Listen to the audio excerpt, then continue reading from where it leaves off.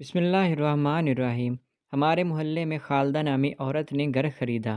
سب محلے کی عورتیں اس سے ملنے جاتی اور آ کر مجھے بتاتی، صفیہ کیا شاندار عورت ہے، خالدہ کیا سج دج ہے اس کی، کیا شاندار بے نیازی ہے۔ میرا دل ایک دم ہی جکڑا جاتا تھا، حسد سے سینہ جلنے لگتا تھا۔ دراصل خالدہ کے آنے سے پہلے محلے میں میری ساکھ بیٹھی ہوئی تھی۔ یہ متوسط طبقے کا محلہ تھا۔ میرا شوہر ایک سرکاری اسکول میں استاد تھا، اس لیے میرے حالات ان سب سے اچھے تھے۔ پھر پہننے اوڑھنے کا فن بھی مجھے معلوم تھا، اس لیے سب میرے سامنے بچتے چلے جاتے تھے، مگر اب ہر طرف خالدہ ہی خالدہ ہوتی رہتی تھی۔ میں تجسس کے ہاتھوں مجبور ہو کر اس سے ملنے کے لیے چلی گئی تھی۔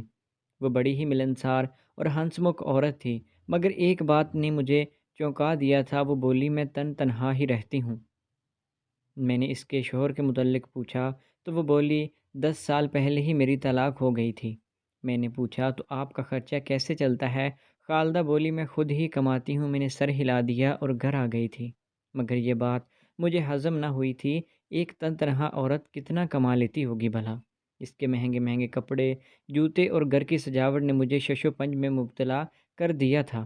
میں نے سوچ لیا تھا کہ جب اگلی بار خالدہ کے گھر جاؤں گی تو اس سے اس کے کام کی نوعیت پوچھوں گی۔ 2 دن بعد ہی میں خالدہ کے گھر کے سامنے کھڑی ہوئی تھی، مگر تب وہ ایک بڑی سی گاڑی میں بیٹھ کر آگے بڑھ چکی تھی۔ میں حیران تھی کہ آخر خالدہ کون سی جاب کرتی ہے جو اسے اس قدر بڑی گاڑی لینے کے لیے آئی تھی۔ میں نے سوچ لیا تھا کہ اس بات کا تو سراغ لگا کر ہی رہوں گی۔ میں گھر آئی تو میری پڑوسن بھی میرے پیچھے پیچھے ہی گھر میں داخل ہو چکی تھی۔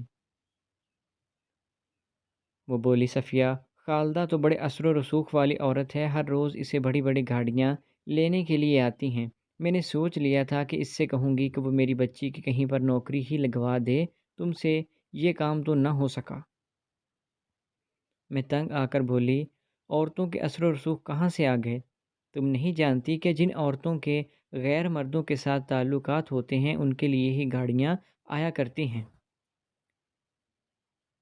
ہاں، تم اپنی بیٹی کی ملازمت کے لیے کہہ دینا اسے، پھر تمہاری بیٹی کے لیے بھی گاڑیاں آیا کریں گی۔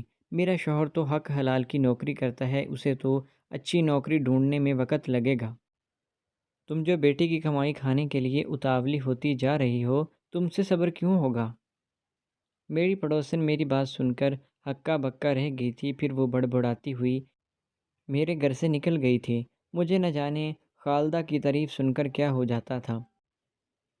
میں تو اپنے آپے میں ہی نہیں رہتی تھی، مگر بعد میں احساس ہوا کہ شاید میں نے ایک پاک دامن عورت پر تہمت لگا کر اپنی آخرت تباہ کر لی ہے۔ مگر پھر آہستہ آہستہ محلے کے باقی گھروں سے بھی ویسی ہی باتیں سامنے آنے لگی جو میں نے اس کے متعلق کی تھیں۔ میں بھی گھر گھر جا کر ان باتوں کو بڑھاوا دیتی تھی۔ ایک دن میں مولوی صاحب کے گھر گئی۔ مولوی صاحب میری بہت عزت کرتے تھے، کیونکہ میں ایک استاد کی بیوی تھی۔ میں بولی، مولوی صاحب، ہمارے محلے میں ایک فتنہ سر اٹھا رہا ہے، آپ نے اس پر نظر کیوں نہیں کی؟ وہ حیران ہو گئے اور بولے، بیٹی کس چیز کے بارے میں بات کر رہی ہو؟ میں بولی، خالدہ کے بارے میں بات کر رہی ہوں۔ وہ طلاق یافتہ ہے، مگر ہر روز بڑی بڑی گاڑیاں اسے لینے کے لیے آتی ہیں۔ اس کی دیکھا دیکھی محلے کی باقی لڑکیاں بھی اس جیسا بننا چاہتی ہیں۔ سب کی یہی رائے ہے کہ اسے اس محلے سے نکال دیا جائے، کیونکہ اس کے چال چلن اچھے نہیں ہیں۔ پھر ہمارے محلے میں کوئی شریف گھرانہ رشتہ لے کر کیوں آئے گا؟ ہماری بیٹیاں گھروں میں بیٹھی بیٹھی بوڑھی ہو جائیں گی۔ مولوی صاحب پریشان ہو گئے تھے اور بولے، بیٹی، ہم بزرگ لوگ مل کر کچھ کرتے ہیں۔ اور پھر 3 دن بعد ہی سب لوگ خالدہ کے گھر کے باہر کھڑے ہوئے تھے۔ مولوی صاحب بولے، خالدہ بیٹی، ہم نہیں جانتے کہ روز روز یہ گاڑیاں اور اس طرح طرح کے مرد تمہارے گھر کیوں آتے ہیں، مگر یہ سب باتیں ہمارے محلے میں قابل مذمت سمجھی جاتی ہیں، اس لیے ہم سب کی متفقہ رائے ہے کہ تم یہ محلہ چھوڑ کر چلی جاؤ۔ خالدہ بڑے ادب سے بولی، مولوی صاحب، آپ کے محلے میں نیکی کے کام کو معیوب سمجھا جاتا ہے کیا؟ میں ایک این جی او چلاتی ہوں۔ ہماری این جی او بچوں، عورتوں اور بوڑھوں کو تحفظ دیتی ہے، انہیں زمانے کی سرد و گرم سے بچاتی ہے۔ اب آپ ہی بتائیں، کیا یہ برا کام ہے؟ یہ سارے آدمی کام کے سلسلے میں ہی میرے گھر آتے تھے۔ مولوی صاحب نے مڑ کر مجھے دیکھا اور بولے، صفیہ بیٹی، تم نے ہمیں خالدہ کے سامنے شرمندہ کروا دیا ہے۔ بات آگے کرنے سے پہلے اس کی تصدیق تو کر لیتی۔ پھر محلے کی کئی عورتیں آگے بڑھیں اور بولی، ہم تو سمجھتے تھے کہ استاد کی بیوی سمجھدار ہوگی، مگر صفیہ تم تو ہم محلے والی عورتوں سے بھی گئی گزری نکلی، اور جو ادھر ادھر لگائی لپیٹی کرتی رہتی ہے۔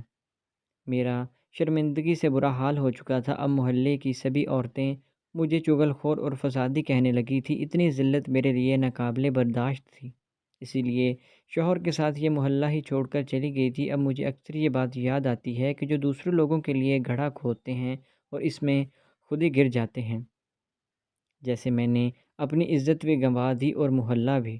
تو دوستو، آپ کو آج کی کہانی کیسی لگی؟ امید ہے کہ ویڈیو اچھی لگی ہوگی۔ اگر ویڈیو پسند آئی تو ہمارے چینل کو سبسکرائب کریں۔ ملتے ہیں نیکسٹ ویڈیو میں۔ اپنا بہت خیال رکھیے گا۔ اللہ حافظ۔